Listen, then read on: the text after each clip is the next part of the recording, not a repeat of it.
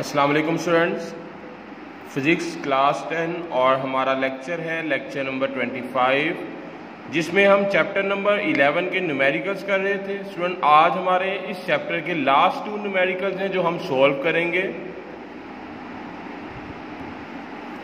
Student, पहले numerical की reading कर लेते हैं।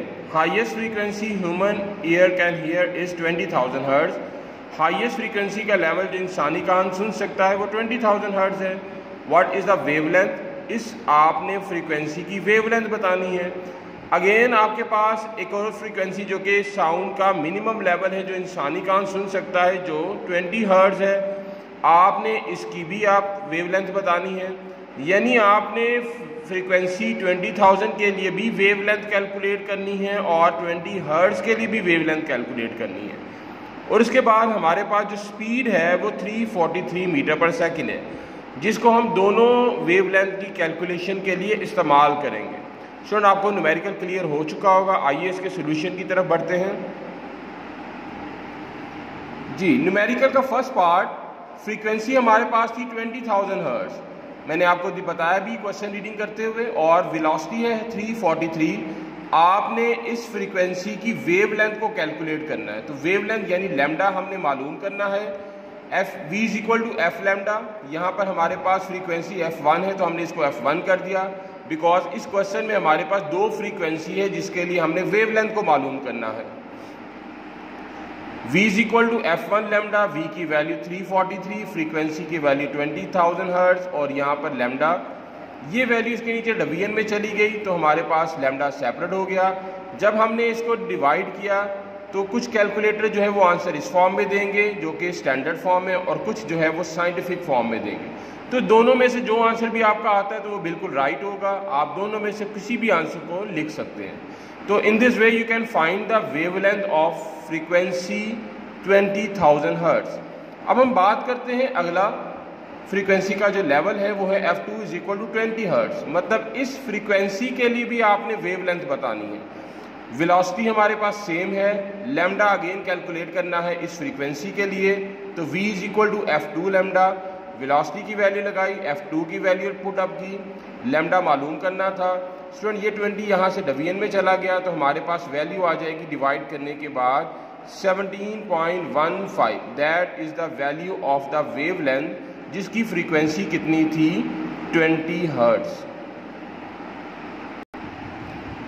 सो लास्ट न्यूमेरिकल की रीडिंग कर लेते हैं। A sound has a frequency of 2 kilo hertz. Sound जिसकी फ्रीक्वेंसी 2 किलो हर्ट्ज़ है, वेवलेंथ 35 सेंटीमीटर है। How long will it take to travel 1.5 kilometre. इसको 1.5 मीटर ट्रेवल करने के लिए कितना टाइम लगेगा वो आपने कैलकुलेट करना है। फ्रीक्वेंसी की वैल्यू 2 किलो हर्ट्ज़, किलो का मतलब होता है 10 की पावर 3, लैम्डा सेंटीमीटर में था, हमने इसको मीटर में तब्दील कर लिया।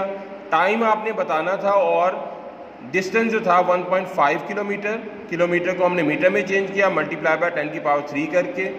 तो स्टूडेंट, ये हमारे पास है data, frequency, wavelength, time calculate करना है और डिस्टेंस दिया हुआ है। हमारे पास टाइम कैलकुलेट करने के लिए जो वैल्यू फार्मूला है S is equal to VT, distance is equal to velocity multiply by time.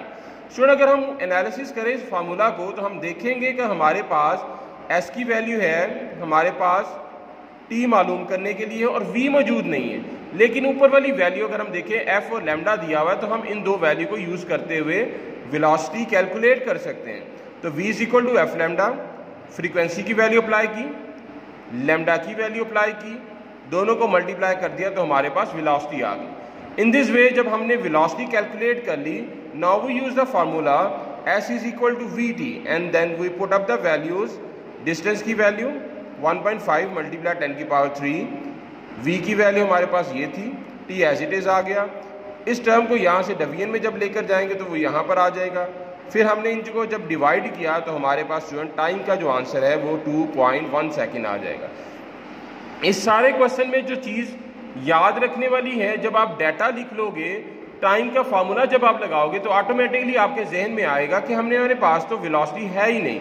But जब आप क्वेश्चन के डाटा को फिर से देखोगे तो आपको लगेगा कि F और लैम्डा को यूज़ करते हुए हम वेलोसिटी को मालूम कर सकते हैं। जब हमने वेलोसिटी मालूम कर ली, again we write the formula S is equal to VT। Values apply करने के बाद हम उस टाइम को कैलकुलेट कर सकते हैं जिस टाइम में उसने 1.5 किलोमीटर डिस्टेंस कवर किया। ये तो थे स्टूडेंट हमारे चैप्टर नंबर 11 जो कि बुक का चैप्टर 2 बनता है, उसके न्यूमेरिकल आज हमने मुकम्मल कर लिए। नेक्स्ट लेक्चर में अगले चैप्टर के साथ हाजिर हूँगा, तब तक के लिए अल्लाह हाफिज़।